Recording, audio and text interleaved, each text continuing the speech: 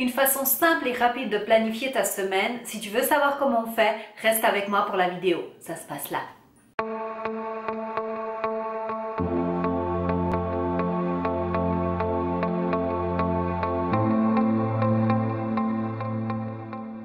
Hello toi et bienvenue sur ma chaîne Une Nana in London. Ici nous parlons de motivation, de planification ainsi que de lifestyle. La vidéo d'aujourd'hui est une vidéo qui justement fait partie d'une série de 4 vidéos. Donc il y a déjà eu 2 autres vidéos qui sont sorties. Si tu ne les as pas vues, je te les mets ici, mais je te les mets aussi en barre d'infos. Donc les premières vidéos que j'ai faites, la toute première, c'était pour parler des outils que j'utilise pour planifier mon mois, ma semaine, ma journée. Et la deuxième vidéo concerne organisation du mois. Celle-ci aujourd'hui sera pour l'organisation de la semaine.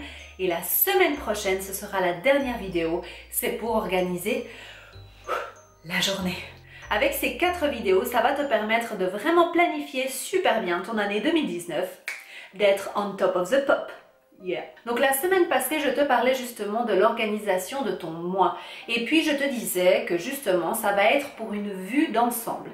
Et bien là, pour la semaine, c'est un peu pareil, simplement qu'il faut imaginer que c'est comme si tu faisais un zoom avec ta caméra. Et depuis ton mois, tu vas zoomer un tout petit peu plus, mais sur une semaine. La première chose à savoir, c'est que moi personnellement, j'aime bien faire mon organisation de la semaine le dimanche soir, juste parce que je trouve que c'est plus logique, forcément, de commencer depuis le dimanche et de programmer du lundi au dimanche. Donc pour planifier ma semaine, je vais procéder en 2 étapes différentes. La première que j'appelle calendar blocking, que je vais vous expliquer tout de suite, et la deuxième, ce sera purement juste de la planification de mes tâches. Donc parlons du calendar blocking. Qu'est-ce que c'est que ça? Eh bien c'est simplement que tu vas dans ton horaire de la semaine bloquer des plages horaires comme à l'école. Si, comme à l'école, tu sais quand tu avais maths, français, littérature, etc. Eh bien tu vas faire exactement la même chose avec ton emploi du temps. Travail, shopping, planification, tout ça. Pourquoi faire des plages horaires? Eh bien tout simplement, la première chose c'est pour te rendre compte du temps disponible que tu as. Et notamment ça sera plus facile pour savoir quand se fixer des rendez-vous. Je parle là surtout pour les indépendants qui travaillent depuis la maison. Eh bien nous devons aussi nous fixer des horaires. Pour des personnes qui travaillent dans un emploi on va dire traditionnel, eh bien vous savez que vous avez votre horaire de travail. Eh bien pour les indépendants qui sont à la maison, c'est un petit peu plus difficile parce que justement flexible. Eh bien vous avez vous créer des plages horaires où vous savez qu'à cette heure-là, vous allez faire cette tâche-là et à un autre horaire, vous allez faire autre chose. Pour mon exemple, j'ai en fait créé 3 blocs, mais bien sûr, vous devez adapter selon votre situation et vous pouvez créer autant de blocs que nécessaire.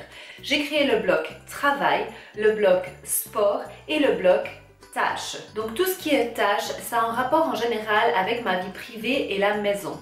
N'oubliez pas aussi de vous créer un bloc me time, donc du temps pour vous.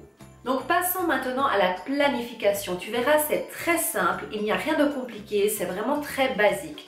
Moi, j'utilise 3 outils principalement qui sont donc mon Google Calendar, mon Trello ainsi que mon Happy Planner, donc mon agenda normal.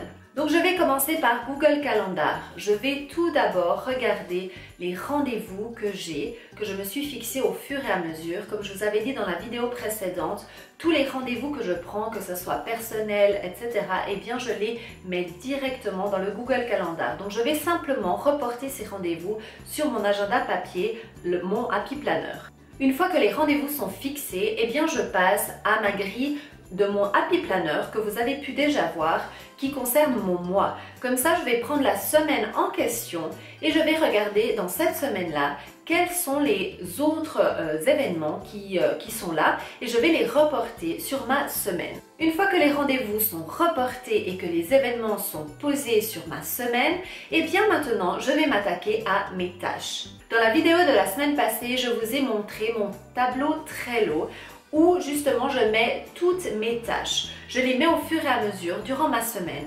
Le dimanche soir, quand je planifie ma vidéo, eh bien je vais regarder dans mon tableau Trello ma colonne numéro 1 et ma colonne numéro 2 surtout.